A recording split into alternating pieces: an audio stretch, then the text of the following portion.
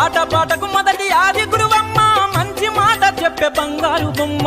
5 ఏళ్ల వయసులో పలక చేతికిచ్చి బడికి ఓ బిడ్డని బతుకు బాట చూపి,